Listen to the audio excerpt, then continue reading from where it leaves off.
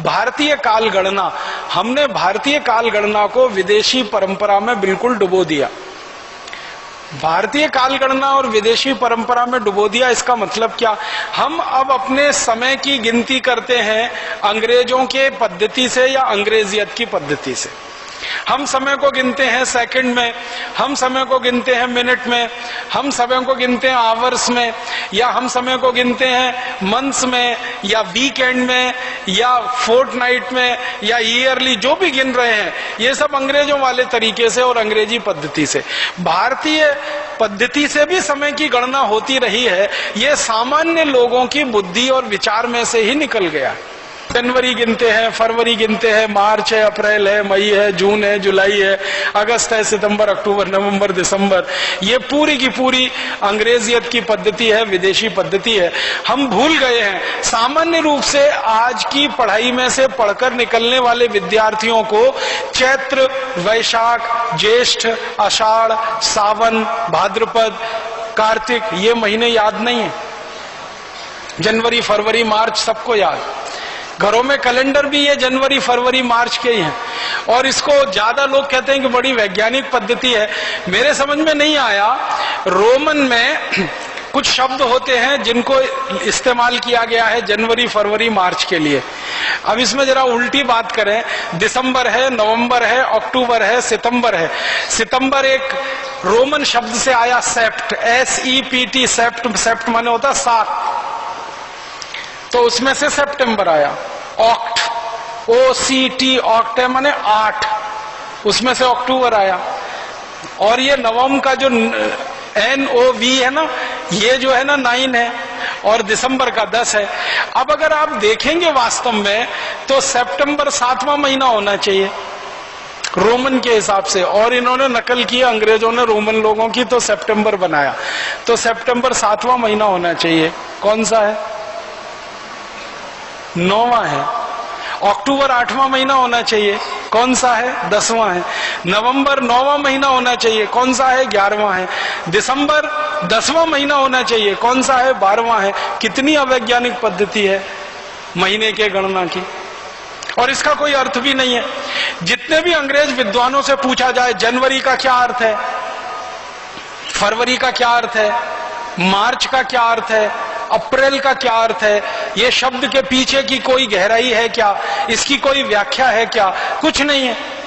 और हमारे यहाँ हर महीने के नाम का एक विशेष अर्थ है और उसके पीछे एक लंबी व्याख्या है। वो चाहे कार्तिक हो, चाहे भाद्रपद हो, चाहे सावन का महीना हो, श्रावणी हो, कोई भी महीना है उसके पीछे एक विशेष विश्लेषण है और एक लंबा उसके पीछे आधार है। अगर मैं उस विषय में जाऊंगा बहुत समय खराब हो जाएगा, लेकिन अभी संकेत मात्र में कह रहा हूं कि भारतीय गणना के हिसाब से महीनों के जो नाम तय किए गए हैं ये विशेष अर्थ वाले हैं। अंग्रेजी पद्धति से जो हम नामकरण करते कोई अर्थ ही नहीं है और कोई बताता भी नहीं है उनके बारे में। और वर्षों वर्षों तक आपको मालूम है यूरोप और अमेरिका में झगड़ा होता रहा। 25 दिसंबर से नया साल शुरू हो और काफी दिनों तक वो चलता रहा। फिर झगड़े के बाद बदल के 1 जनवरी से नया साल शुरू होना बताया गया। अब 1 जनवरी से उनके यहाँ नया साल शुरू होता है, उसके पीछे का कारण पूछो, कुछ कारण नहीं मालूम है कि 1 जनवरी को ही नया साल क्यों होता है, 15 जनवरी को क्यों नहीं हो सकता, 20 को क्यों नहीं हो सकता, या मार्च में क्यों नहीं हो सकता, अप्रैल में क्यों नहीं हो सकता। वो कहते हैं कि बहुत लंबा झगड़ा था 25 दिसंबर और 1 जनवरी के बीच में, वो झगड़ा सुलझ गया, 1 जनवरी कर लिया देगा। 25 दिसंबर को तो फिर भी अर्थ उनके यहाँ समझ में आता है, ईसा मसीह से जुड़ा हुआ है, लेकिन 1 जनवरी तो कुछ भी समझ में नहीं आता किससे जुड़ा हुआ है। और भारत में अगर हम नए वर्ष की बात करें तो भारत के अलग अलग क्षेत्रों में नए वर्ष मनाने की अलग अलग परंपरा है। जैसे आसाम में नया वर्ष बिहू से शुरू होता है, तो बिहू का कोई गहरा अर्थ है हमारे समाज जीवन में, हमारे राष्ट्र जीवन में। बिहू के पीछे पूरी संस्कृति है और पूरी की पूरी सभ्यता का दर्शन है, इसके लिए बिहू है और उसके साथ नए वर्ष की शुरुआत है।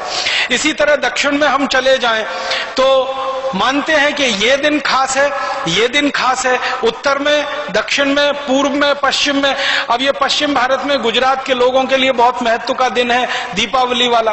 तो दीपावली के अगले दिन से वो नए वर्ष की शुरुआत मानते हैं, क्योंकि व्यापार के हिसाब से वो उनका सारा हिसाब है।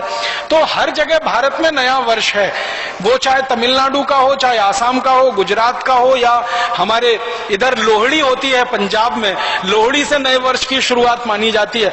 तो सब जगह कुछ ना कुछ विशेष आधार है और उसके पीछे पूरा दर्शन है।